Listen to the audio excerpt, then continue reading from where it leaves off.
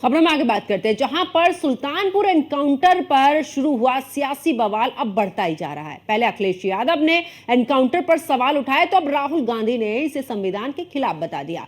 वहीं बाबा की लाइन तो शुरू से ही क्लियर है, जो अपराध करेगा वो अंजाम भुगतेगा। एक बार फिर से योगी आदित्यनाथ ने साफ शब्दों में अखिलेश और राहुल गांधी को जवाब दे दिया। इसी को लेकर ये रिपोर्ट देखिए।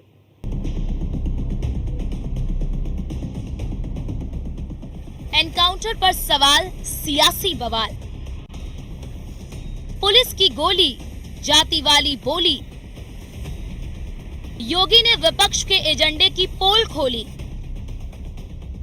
दिन दहाड़े डकैती डालने वाले और 1 लाख की इनामी बदमाश का योगी की पुलिस ने खेल खत्म किया तो सियासी मीटर चालू हो गया। सियासी पारा इतना हाई हो गया कि एनकाउंटर के कई दिन बाद भी उबाल बढ़ता जा रहा है।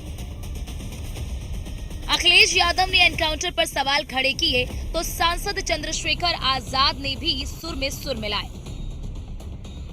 और अब कांग्रेस सांसद और लोकसभा में नेता प्रतिपक्ष राहुल गांधी ने सरकार पर संविधान की धज्जियां उड़ाने का आरोप लगाया तो योगी ने विपक्ष पर चुन चुन कर वार किया। आप देखते होंगे जब उनके किसी एक माफिया शागिर्द को, किसी डकैत को जो पुलिस मुठभेड़ में मारा जाता है, जब मारा जाता है तो इनकी दुखती हुई नस पर जैसे पुलिस ने उंगली रख दी हो तब ये चिल्लाने लगते हैं।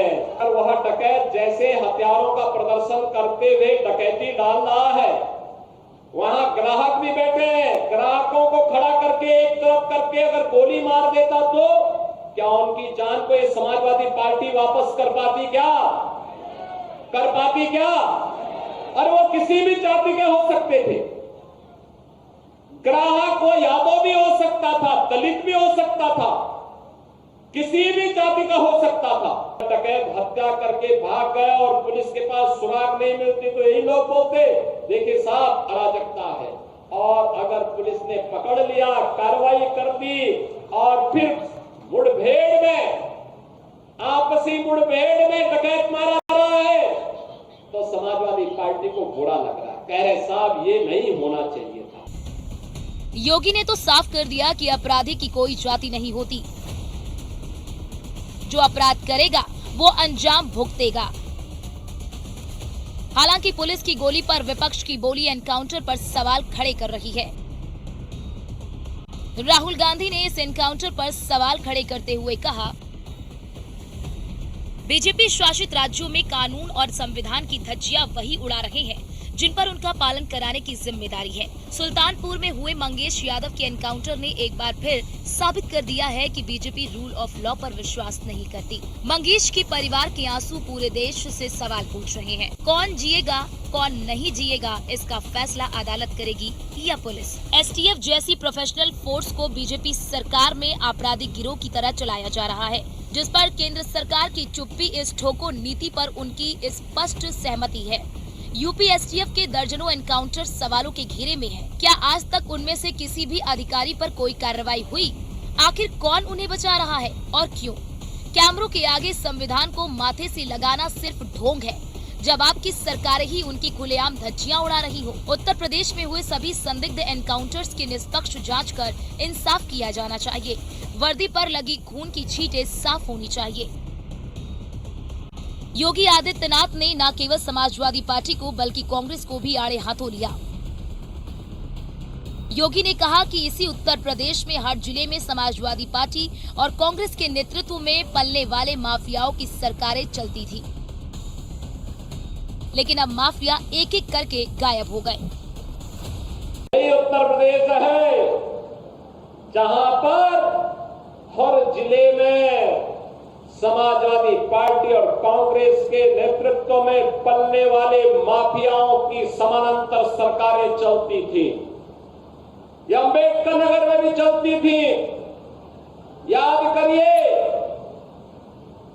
हिंदू जागरण मंच के अध्यक्ष, टाडा जनपद के ही निवासी, हमारे एक प्रमुख कार्यकर्ता की हत्या यहां होती है और कोई सुनवाई नहीं होती, कोई सुनवाई नहीं हो रही थी। तब भी मुझे आंदोलन करने के लिए अंबेडकर नगर जनपद में आना पड़ा था। तब भी हम लोगों ने आंदोलन किया था माफिया के खिलाफ और समाजवादी पार्टी की सरकार की अराजकता के खिलाफ। लेकिन 17 के बाद एक एक करके माफिया कहां चले गए ये भी आप सब जान रहे हैं। माफियाओं की छुट्टी हो गई, माफिया मुक्त उत्तर प्रदेश हो गया। जो लोग पर्व और त्योहार में विघ्न बाधा डालते थे, विघ्न बाधा समाप्त हुई। अब पर्व और त्योहार शांतिपूर्ण तरीके से मनाए जा रहे हैं। बेटी और व्यापारी की सुरक्षा पर जो खतरा पैदा करते थे वे सभी गायब हो गए और जो बचे हैं वे भी अपनी अंतिम यात्रा की तैयारी कर रहे होंगे। अखिलेश यादव ने भी सुल्तानपुर एनकाउंटर को लेकर यूपी सरकार पर तीखी टिप्पणी की थी। उन्होंने कहा था कि लूटकांड के अन्य आरोपियों के तो पैर में गोली मारी गई, लेकिन मंगेश यादव की पुलिस से मुठभेड़ हुई तो उसकी जान ले ली गई। अखिलेश ने आरोप लगाया कि जाति देखकर जान ली गई है। सपा मुखिया ने एक्स पर पोस्ट में लिखा,